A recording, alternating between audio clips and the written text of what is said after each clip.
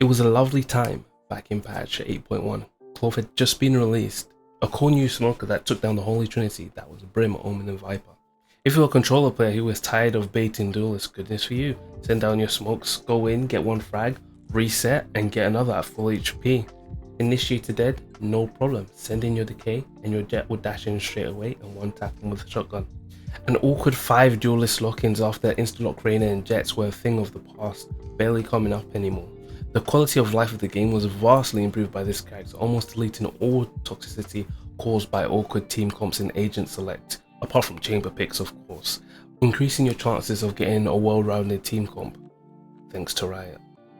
Have you guys noticed the drastic decrease in the people that can't play smokes now that Clove has come out? Yeah. Then on the 9th of June, Riot produced this monstrosity.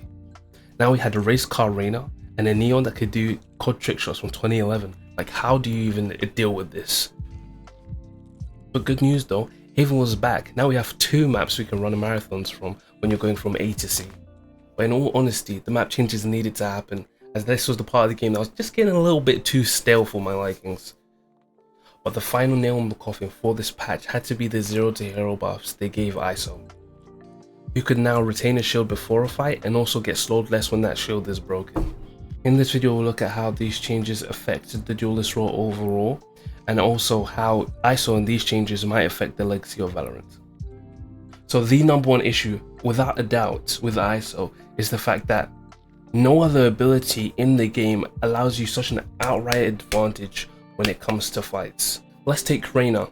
The Reyna must invest something such as a flash or take the risky dry peek to then get a kill and then get something back. In addition, picking between a dismiss when you're low HP or taking the suck, which you have to stay in line of sight for, was a decision that had to be made based off the skill of the person that was using her. Even when flashes are invested, enemies still have the chance to break the eye after the delay and then also readjust their aim to then kill the Reyna. This leaves room for skill to become a winning factor when versing Reynas in the situation. With characters like Chamber, he's limited to the area he puts his E down, and even after his fights he can still be killed during TP animations. There's also the financial investment he has to get in when getting his share of shots, or when he invests in op or anything like that. This in essence causes some kind of team cohesion, which is in all a good thing for the game, as it causes teams to play a different way, flash over and use util to get over spaces. Jet, similar to Chamber, has a certain area of effectiveness. Also, she must use her ability within that window space, and the dash distance must be put into consideration when going for these aggressive plays. And she can also be killed mid-dash as well, so suffers for the same things as Chamber. With Chamber and Jet, first iterations of these characters was super OP, with either an increase in range for Chamber's E or the dash being able to pop straight away, but Riot at least noticed how strong those things were and nerfed them accordingly, so players had to be more conscious of where they were taking fights and when they were taking fights. This created common kind of power spots where these kind of characters would play, and also shaped the way again how teams fought against these characters in case they were in these sections, and fighting them in places where they would have the advantage in the duels, such as spots like C Mound on Lotus or A Long for Jets on Haven. Now with ISO's E, there's no other ability that gives that definitive advantage in a one-to-one gunfight. Good ISOs sometimes, or people with really good aim, can win fights they're 100% supposed to lose because of this one instance of damage being completely negated.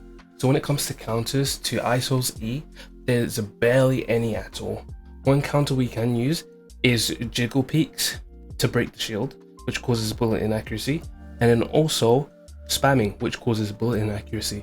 We could use mollies and other bits of util to break the shield, but when the longest molly in the game, which is Brim's, lasts only 7.5 seconds and ISO's E lasts 20 seconds, what is the big issue? You can literally pop E on one half of the map and then run around to B site and still have your shield up and take a fight with that same advantage. It makes it so that the only counter is to run away when you're pushing him on attack, or just hope and pray that your spray is good enough to hit his shield and then laid up to his head on big gun rounds.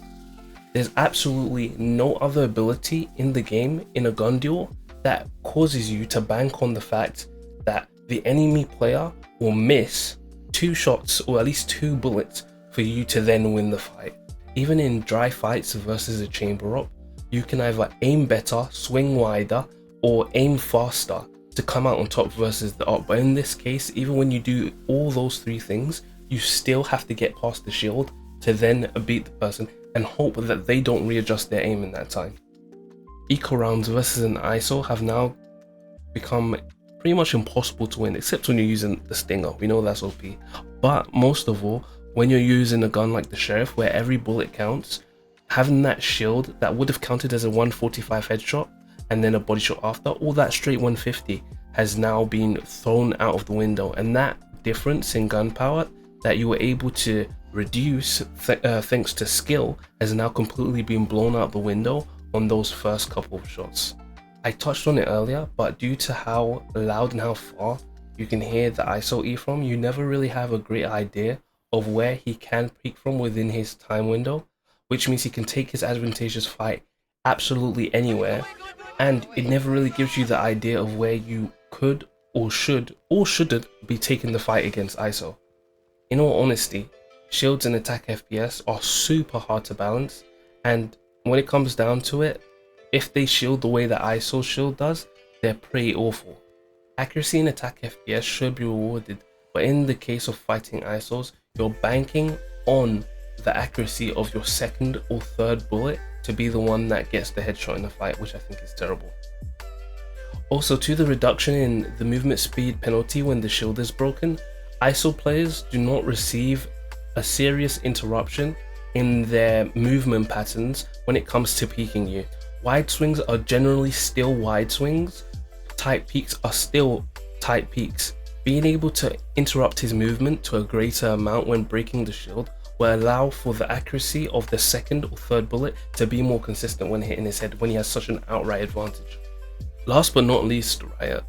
The shield stacks and also resets. That is just way too much. Like, say you take a fight and you kill 2 people and you get your reset on your shield. You've shot your 2 bubbles down in the sky and now you've reset that 20-second cooldown. You're then hit by a shock dart and it takes away your shield. Great. But then now, because you've gotten those 2 kills, you can now reset the shield that you just reset earlier. That is way too strong and needs to be changed. So one of the changes, I think that would be really good for ISO. That won't just put him back in the dumps where he was before, but still make him a viable player which can ramp up and take games by storm only after he's invested something, would be a reduction in time of that shield window, at least on the first cast. At least this can be reduced to half of the time, maybe 10 seconds. Still lasts out mollies, but it gives the opponent room to know that this person's going to peak soon. It also tells the ISO that they must go when they pop their E, and it kind of creates that kind of mind game that you hear and see when you have a Jet pop E or a Reyna before pop ult. This also punishes players for just popping the E at random at the start of rounds and puts him more in line like a Ray is throwing a blind nade or a blind molly by a Phoenix, which can do a lot of damage and also has the ability to be reset. Also, as I mentioned before, one of these things needs to be removed: the ability to hit multiple circles or the ability to reapply your E to yourself. Both in tandem just makes him too much of a powerhouse that it just ramps up over and over and over and is able to constantly take advantageous fights. In addition, as a matter of fact, you shouldn't be able to reset the cooldown of your E using your ult. If you don't know this, once your E runs down to maybe the last second in the 20-second window, if you ult someone during this period of time, you refresh the 20 seconds, you can still take the fight, and then after the ult fight, you can then reset again. It's just too much power based off one ability. If you guys have noticed, we've just been focused on the E. We have not talked about the vulnerability or the wall because they weren't changed, but it's just that E ability that is just way too strong and allows the character to do things that no other character can do and take fights that no other character can take. I was thinking other things could be changed, such as HP reduction every time he pops an E. So if he takes a fight versus a Phantom and the shield is popped, a reduction of 10 HP for popping the E causes Phantoms to headshot. But I think that would end up with ISO being back to where he was before, with nobody really wanting to play him, because a HP deficit for popping an ability, which is your main ability, would turn off a lot of players when it comes to playing him. Anything like a damage reduction for his shield, like maybe a headshot does half its damage instead of its full 140 or 150, will just end up making the character unplayable and put him back in the position where he was previously. With a character like this, Riot has a very tough time balancing it, because a shield is just so awkward in this kind of game. But Riot must do something about ISO. In the game of Overwatch, we had a character called Brigette who was released, a support that could counter the strongest meta that was in the game, which was dive. So characters such as Tracer and Genji were absolutely obsolete whenever a Brigette was alive. Now, having a counter or having a strong character isn't an issue, but the character was also so easy, just like in the case with ISO, to where people are outright picking the character and climbing from bronze to top 500. I'm sure most of you guys have seen your favorite streamers or your high ranking players just insta-locking ISO and managing to win games on like a 10 game win streak. Riot really need to look at the win rate of ISO, especially in games where one team has an ISO and another team doesn't, and see the power this character creates on one half of the game. If the character works itself out to be at a 50% win rate, that'll probably be because there's going to be an enemy ISO that's just doing worse than the other ISO. In addition, especially at the starting times of games like Overwatch, Blizzard looked at how it felt to die to characters. In the case of Genji, Genji was able to slash and dash at you and insta-delete you, or Roadhog's hook one-shotting you. But they changed this because it felt like to the player you had no counterplay to it. This kind of feels the same with ISO, where our main form of winning, which is shooting with accuracy, is completely negated and thrown out of the window due to the press of an E button. It just makes dying to ISOs in situations where you felt like your crosshair was on him absolutely ridiculous and horrible to lose against. This includes when you're, say, playing a Cypher on the back of your site, but ISO's ult just picks you up and then people can just rush into your site no matter what.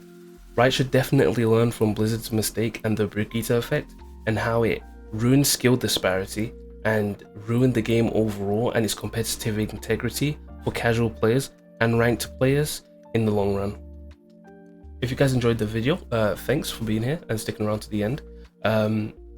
This is my first time doing a video of this kind of sorts, at least based on Valorant. So if you guys enjoyed that, you can see more of my ranting and complaining over on my Twitch channel, where we play a little bit of ranks, trying to push for Immortal, but we've got a little bit of a red carpet that's been holding us back a little bit. So yeah, all that YouTube stuff, like, subscribe, all that stuff if you really did enjoy it and you want to see more. And yeah, have a good rest of your day or night wherever you are. All right, peace.